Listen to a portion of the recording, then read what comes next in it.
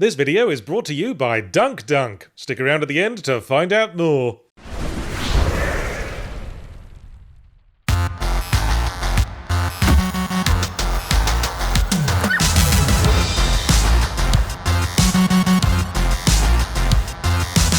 Once again, I find myself wanting to interrogate a reaction I've been having lately. Whenever I go to the communal Steam account, I go through the recent editions and check out their store pages. It's happening more and more often that I'll see, we're a melee brawler with RPG elements. Ooh, and our setting is such and such. Ooh, I like such and such. And also we're a roguelike. Oh! But what is it that's provoking the "oh" reaction? Is it just that there are so many of the bloody things now? You're a savvy viewer, you of course know what a roguelike is. Yes, Yahtzee, it's a game that's like Rogue.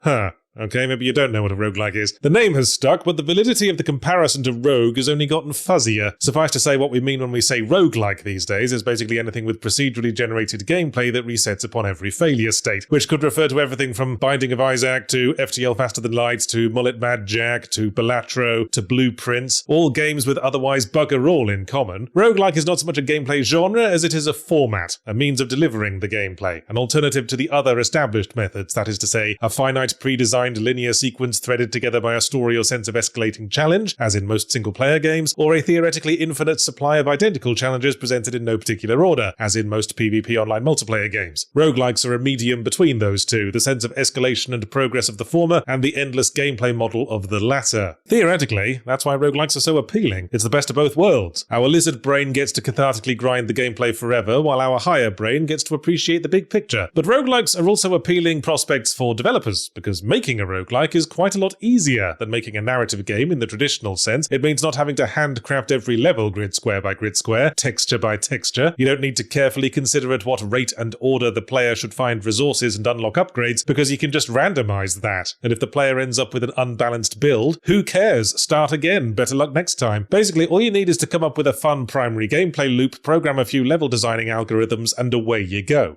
Now, I'm not going to make any inconvenient blanket statements I can't take back, like making a roguelike is lazy. I mean, I've made roguelikes. I am extremely lazy, but that's unrelated. Yes, you only have to come up with a fun primary gameplay loop, but that's like 90% of the work of designing a fun game. And as for not needing to design levels, guess what? When you're having to explain to an algorithm how to create a functional level, what you're doing there is a little thing called level design. I also won't say that the roguelike format creates an inherently inferior environment for narrative gameplay. You know me and my love of immersion narrative and finding ways to escape the boring old formats of beginning, middle, end. I can name multiple games where a roguelike element is vital to the intended narrative effect. Hades leaps to mind. Outer Wilds, although that's more recursive than roguelike. The other reason roguelikes are so endemic is because it gives developers a fighting chance. If you only have to worry about a primary gameplay loop, you can put more effort into other things. You can't make a AAA level game, but you can at least look the part. Look at something like Battle Shapers. It being a roguelike enabled it to put a lot of effort into the visuals. Some might say too much. It's so packed with pointless detail, even the crates have more polygons than remake Lara Croft's booty shots, but at least its screenshots can stand next to Overwatch without feeling self-conscious. With indie games constantly flowing into Steam, all struggling to be noticed, it's a lot more economical to make a roguelike as opposed to a full-length handcrafted masterwork that you put years of mental investment into, only for it to struggle to hit 100 user reviews. Not that I'm saying you can't put heart and soul into a roguelike. Hades again leaps to mind, but I know I'd have a lot less creative pride in myself if all I was doing was throwing the switch on the level generator-tron. So that's, in a nutshell, why roguelikes are so popular in indie games, and after all that, I suppose my fatigue with them really does come down more to excessive volume than any inherent problem with the concept. But having said that, I see a lot of recurring issues in the world of roguelikes that stoke the fire of my mounting boredom. For one thing, the comparison to the original Rogue has gotten less and less valid, as I said, and one thing to note about Rogue was that it randomized everything each run, not just the layouts of the dungeons. You had different items, different monsters, the effect of all the potions changed. Every new run required a different approach and involved a whole new process of discovery. Some of the early modern roguelikes like Binding of Isaac reproduced that pretty well. You could end up with entirely different basic combat abilities from one run to the next. Maybe there's some sample bias at work, but a lot of the new roguelikes I've played, it feels like the notion that every playthrough should be different or involve having to rediscover things appears to be downplayed, if not absent. They feel more like grinding out identical gameplay over and over again, just in different shaped rooms. And I don't want to say that's always a less valid experience. I've been really enjoying Haste lately, and I wouldn't say the gameplay of that changed change as much run to run. But in most cases, games like this really highlight the notion that some developers choose the path of roguelike not because it's vital to their creative vision, but because it's easier to churn out. I know I'm not the only one getting sick of roguelikes, because I've noticed several cases where non-roguelikes have used the word handcrafted as a selling point in their marketing copy, like it's an artisanal fruit bowl. Sure, you can get a plain factory-made fruit bowl, identical to the 500,000 other fruit bowls made that day, and it'll function as well as a fruit bowl as you could ask for. But when everyone and their cat has that fruit bowl, you might start wanting to pay extra for a bit of unique flair. That's what roguelikes are, production lines. The trend for them is a production line of production lines. While I still hold that the primary gameplay loop is the thing that matters most, there's always going to be something about procedural levels that comes across as soulless, even if it's only in a small, hard-to-pin-down, uncanny valley AI art kind of way. You aren't aware of all the subconscious cues that add your own personal stamp to the way you design an area. If you were designing a high street, what would you put next door to the pie shop? Maybe you'd think, well, obviously the dog track goes next to the pie shop, but why was that your first instinct? Is that how it was in your hometown? Do you just associate dogs with pies? All of this is part of the wonderful tapestry of you that you are ostensibly making this artwork to express, and it'd be lost if you were deciding all of this with dice rolls. Do you get what I'm saying? No? Fair enough, I'm not sure I do. But you know what? If the high street in my hometown had been laid out with dice rolls, that would fucking explain a lot.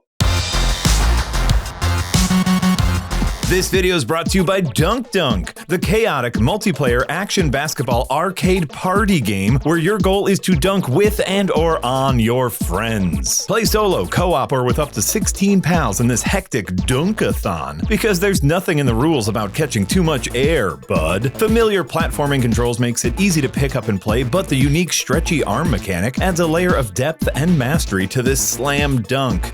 Earnestly. Customize your dunker to your heart's content as you battle across 8 unique levels with their own special features, including haunted houses, dino-themed arenas, and marooned space stations. Ooh, a real space jam.